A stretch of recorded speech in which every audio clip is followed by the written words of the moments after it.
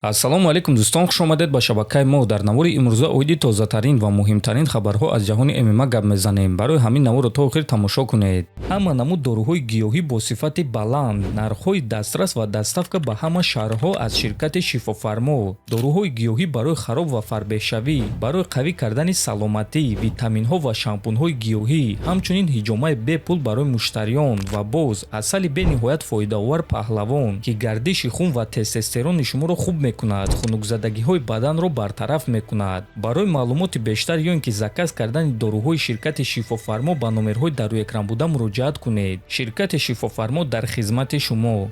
шаби гузашта иштирокчиёни турнири UFC 325 вазни даркориро карда муҳорибаи рӯбарӯ гузарониданд ва акнун имшаб онҳоро муҳориба интизор аст. хотиррасон мекунем ки муҳорибаи асосии турнир, муҳорибаи унвонӣ дар вазни 66 кг, реванш байни чемпион Алекс Волкановский ва доудталаб Диего Лопес мешавад.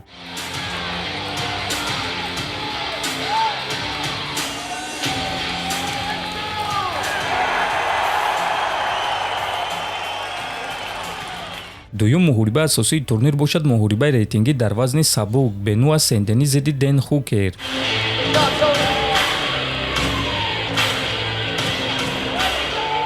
сеюм муҳорибаи асосии турнир боз як муҳорибаи рейтингии дигар дар вазни сабук Рафаэл Физиев зидди Маурисио Руфи мешавад.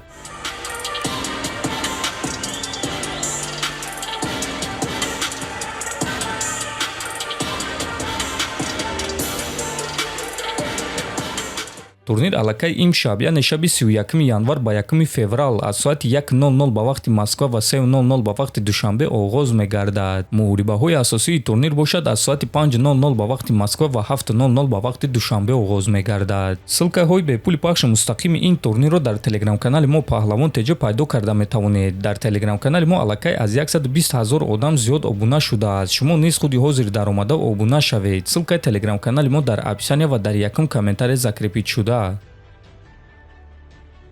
тобови ҷангори вазни миёна UFC Иен Гери боварӣ дорад ки рақиби навбатии чемпион Ислам Махачев шуда метавонад. биёед суханҳои ӯро гӯш мекунем.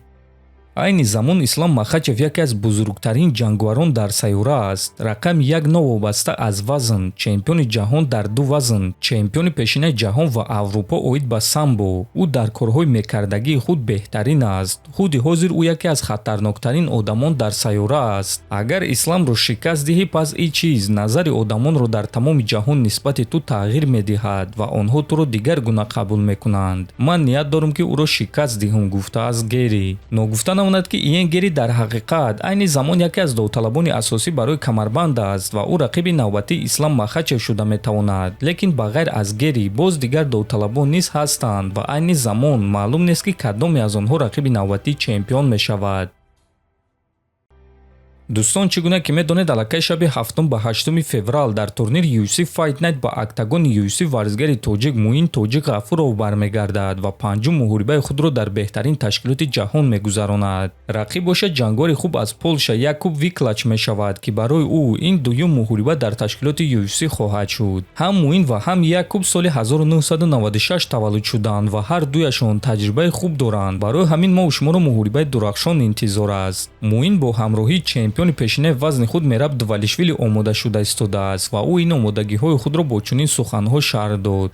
интизом ва сабр чемпион месозанд, навиштааст Ғафуров. ногуфта намонад ки муҳорибаи онҳо дар вазни 61 кг баргузор мегардад ва карди турнир худи ҳозир ана ҳамин гуна аст. чӣ гунае ки мебинем муҳорибаи онҳо дар карди пешакӣ баргузор мегардад. айни замон Муинро марҳилаи вазнкамкунӣ интизор аст, ки мо ба ӯ вазнкамкунии осон ва ғалаба орзумандем. дар ҳамин ҷо дӯстон, навори мо ба анҷом мерасад. фикру ақидаҳотонро нависед, ҳатман дар YouTube канали мо обуна шавед. то боздид, хонободу сарбаланд бошед.